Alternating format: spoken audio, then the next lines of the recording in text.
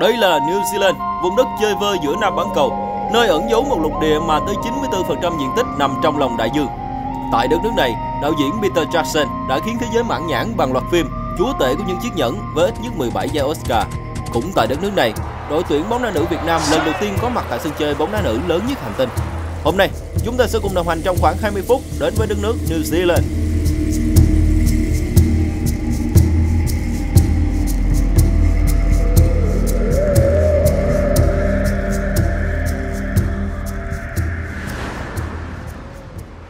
New Zealand còn có tên gọi cũ là Tân Tây Lan, là một đất nước hải đảo nằm về phía nam Thái Bình Dương, cách bờ đông của Australia 1.800 km thông qua biển Tasman, cách bờ tây của Nam Mỹ khoảng 8.500 km, cách bờ Nam Cực khoảng 2.600 km. Láng giềng ở phía bắc là những lãnh thổ và quốc đảo rất nhỏ của Nam bán cầu.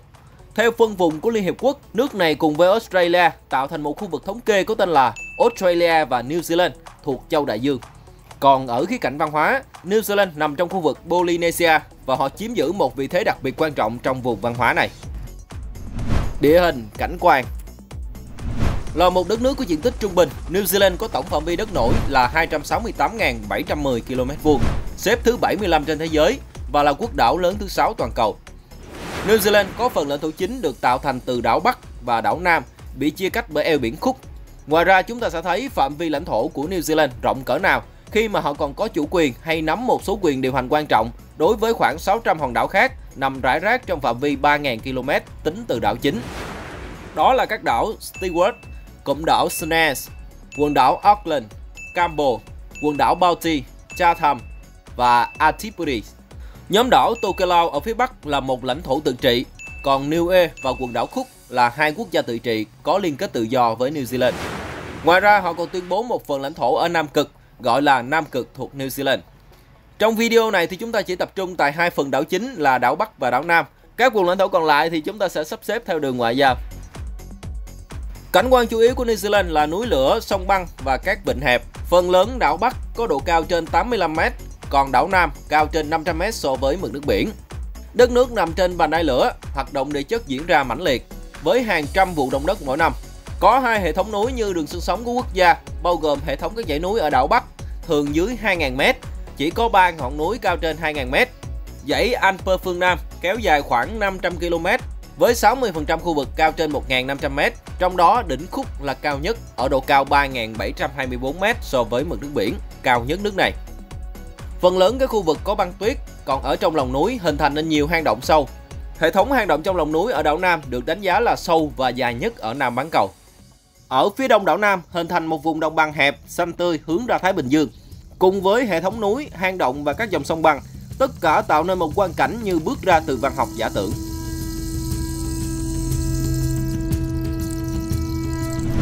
Vùng đất cô lập và những người Maori.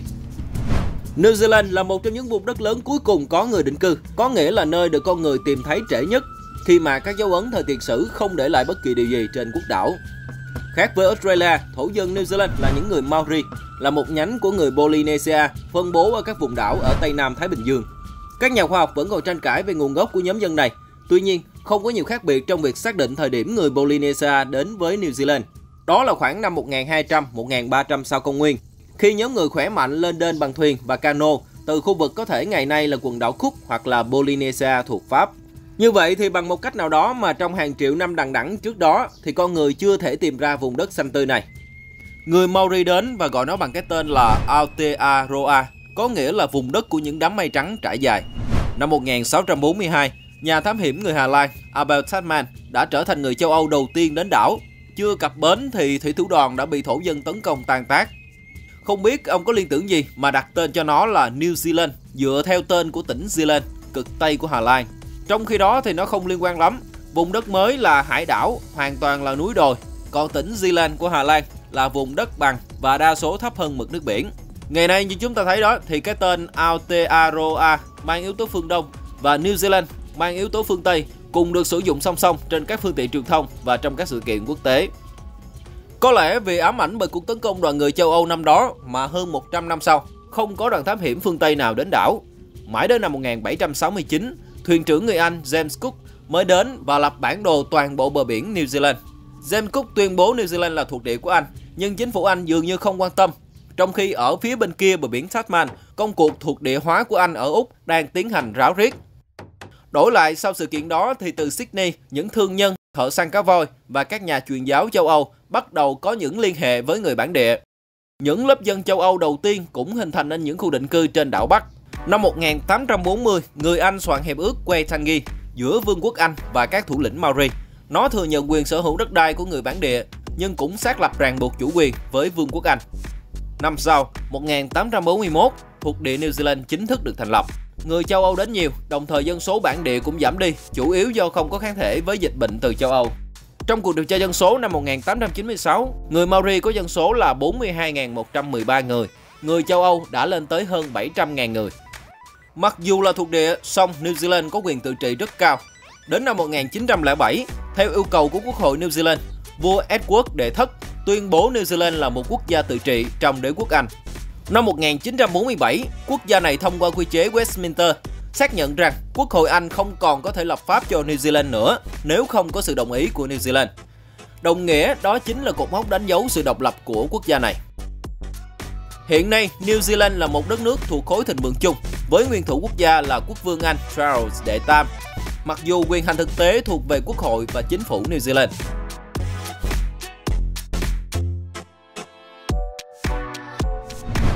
Kiwi và Wetabunga. Chúng ta đang nói về khía cạnh sinh học. Vì đã cô lập trong hàng triệu năm và vẫn tiếp tục cô lập tương đối về mặt sinh thái, xứ sở này hình thành nên nhiều loài sinh vật đặc hữu, nghĩa là chỉ có thể tìm thấy chúng trên vùng đảo này. Đất nước được bao quanh bởi 2/3 diện tích là các cánh rừng hỗn hợp ôn đới, thúc đẩy quá trình tiến hóa độc lập của các loài. Đây là loài cây kauri, loài thực vật lớn nhất theo thể tích ở New Zealand, cao tới 50 m. Cây có vỏ nhẵn và lá hẹp. Năm 1924, trong một chuyến nghiên cứu các dự án giao thông, người ta đã phát hiện ra một cây kauri khổng lồ và đặt tên là Tane Mahuta trong vùng Northland ở đảo Bắc. Tuổi của nó chưa được xác định, nhưng mà ước tính từ khoảng 1.200 đến 2.500 năm tuổi. Đây là một cây cổ thụ nổi tiếng nhất của đất nước này và được thổ dân gọi là thần của rừng. Còn trong phân loại sinh học của lớp bò sát thì bộ bò sát đầu mỏ trên thế giới chỉ còn tồn tại ở một số đảo nhỏ của New Zealand. Trước đây thì có tới 3 loài nhưng mà đã tuyệt chủng bớt. Nước này cũng là thiên đường của các loài chim, trong đó thú vị nhất là rất nhiều loài chim không biết bay. Moa là một cái tên để đặt cho bất kỳ loài chim nào không biết bay và giống với đà điểu, có nguồn gốc từ New Zealand. Đây là loài chim lớn, lông dài. Người Maori mô tả nó là những vận động viên chạy nhanh và tự vệ bằng cách đá khi bị dồn vào đường cùng. Các dân tộc Polynesia thời kỳ đầu săn bắt moa để làm thức ăn và làm mũi giáo. Thành ra hiện nay loài này cũng đã bị tuyệt chủng. Đây là chim kiwi, loài chim bản địa điển hình nhất của New Zealand. Hiện nay nó đã trở thành biểu tượng của quốc gia và chỉ còn khoảng 75.000 cá thể. Chúng chỉ thường xuất hiện trong những khu vực bụi rậm hẻo lánh. Đây là loài chim chung thủy một vợ một chồng. Trong văn hóa New Zealand cổ thì những chiếc lông chim để dệt áo choàng tượng trưng cho địa vị xã hội. Ngày nay thì chim kiwi đang được bảo vệ rất nghiêm ngặt và là một trong những phần quan trọng tạo nên bản sắc của quốc gia. Nó cũng xuất hiện trên logo của lực lượng không quân hoàng gia New Zealand. Nhưng mà thú vị chúng ta biết là loài chim này thì nó không biết bay mà. Một loài sinh vật bản địa nữa là Wetabunga, là họ hàng gần với loài dế của chúng ta. Nhưng mà đây là một trong những loài côn trùng nặng nhất trên thế giới, có thể nặng hơn một con chuột. Rõ ràng kiwi và Wetabunga hay những loài động vật thực vật ở New Zealand là một thế giới riêng biệt.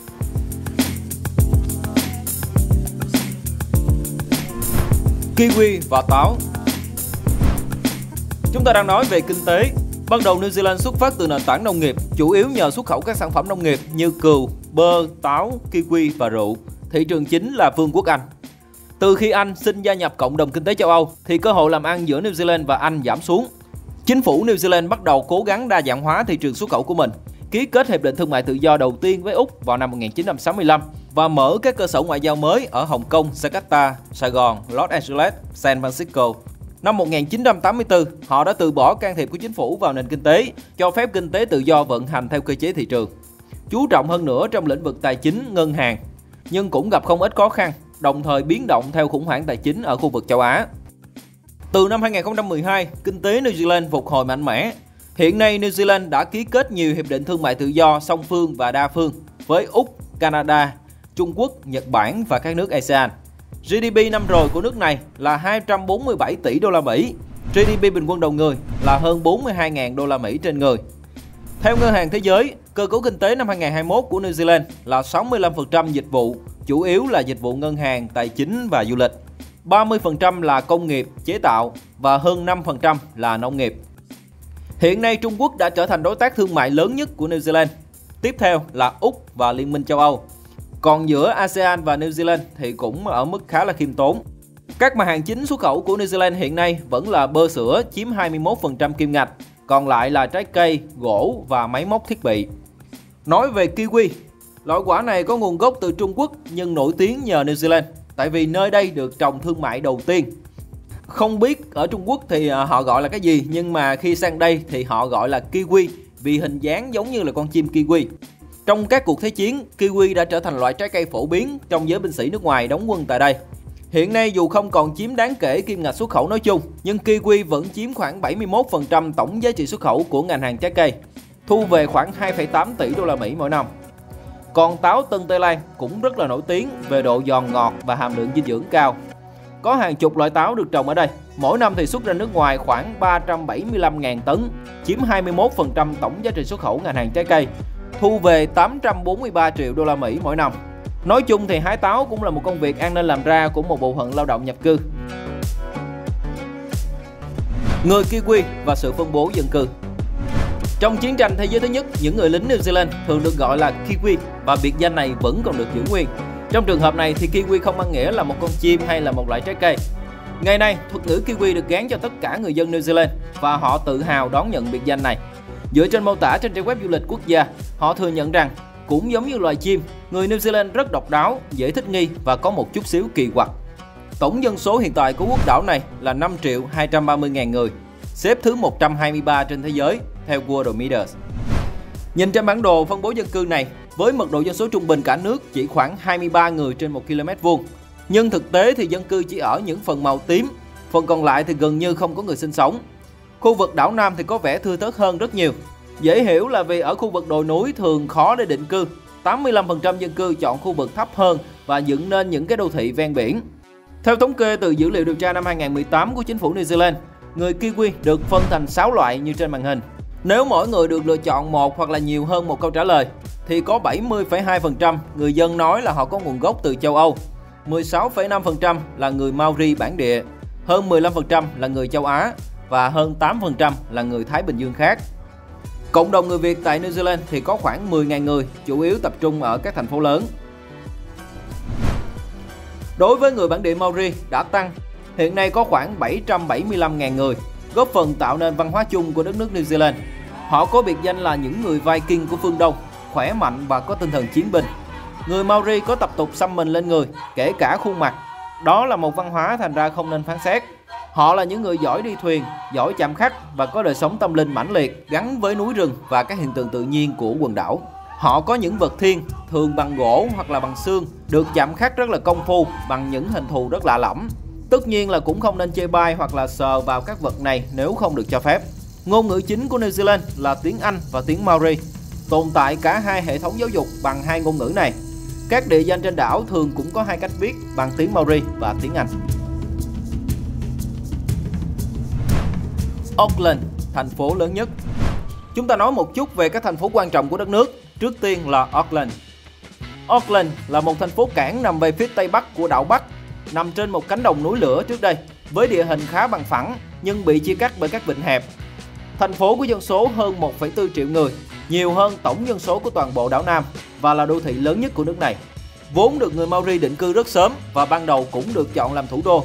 Auckland hiện tại là một trung tâm tài chính lớn của khu vực châu Đại Dương và là một thành phố quốc tế. Auckland có khoảng 40% dân số sinh ra nước ngoài và khu vực trung tâm thì có khoảng 30% là người gốc châu Á. Công trình nổi bật của thành phố là Sky Tower, một tháp viễn thông và đài quan sát cao 328 m. Công trình này thì được nhìn thấy từ mọi địa điểm trong thành phố và từ công trình này thì tất cả mọi địa điểm trong thành phố cũng sẽ hiện ra.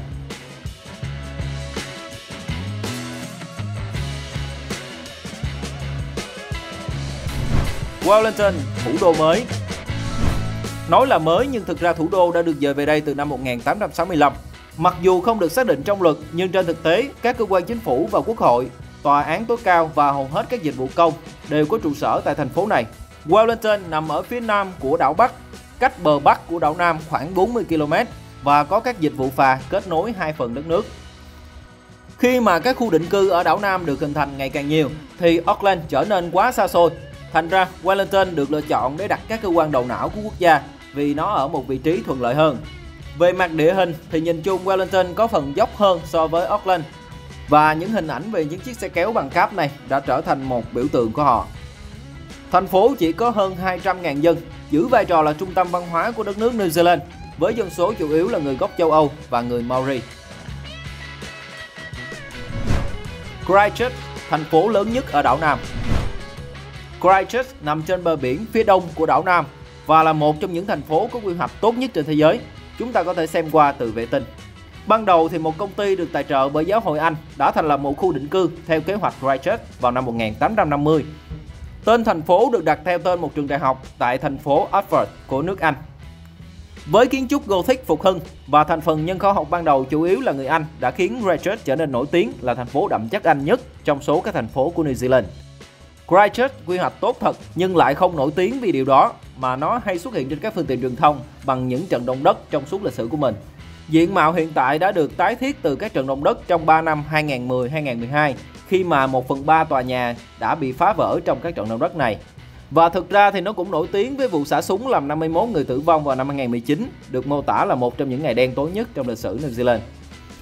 Có dân số khoảng 389.000 người, đây là trung tâm công nghiệp lớn nhất ở đảo Nam và là thành phố lớn thứ hai ở nước này.